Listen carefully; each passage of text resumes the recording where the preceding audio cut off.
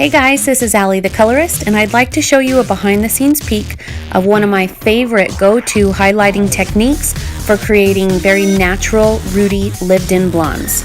We'll go ahead and get started here, and I start in the back of the hair, placing highlights about a ½ inch away from the scalp. Working my way forward in the head once I get done with this section, this allows for the front of the hair to be processed the least amount of time. The front of the hair around our face is the most susceptible to breakage, especially if we use thermal styling irons or blow dryer. I'm also placing the highlights about a ½ inch from the scalp, allowing some of that natural color to show through so that she'll have an easier grow out transition.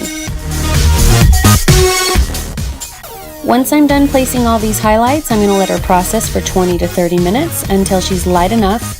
Then I will go ahead and wash her with a sulfate-free shampoo and a really good hydrating conditioner.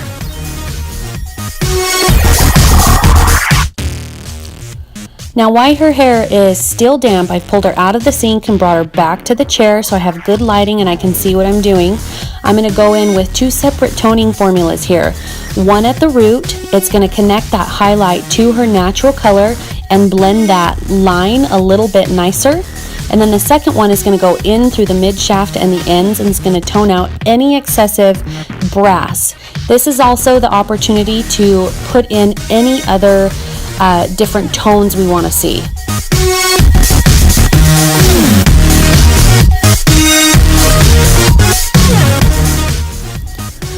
Once the toning is complete, we're going to go ahead and rinse and apply the step 2 of the bond builder. I have several different bond builders that I like to use depending on the client's needs. Then we'll go ahead and wash, condition. I'm going to trim her up and get her blow dried. And I like to finish a lot of the haircut with it dry. This is where I create a lot of movement and texture. It's going to make it easier for styling, especially if you like to wear your hair wavy or beachy. Now as we start to curl, I'm using a 1-inch curling iron here. I'm taking candlestick shaped sections and I'm wrapping it away from her face. Once I get to the ear, I'm going to start alternating directions that I'm curling the hair.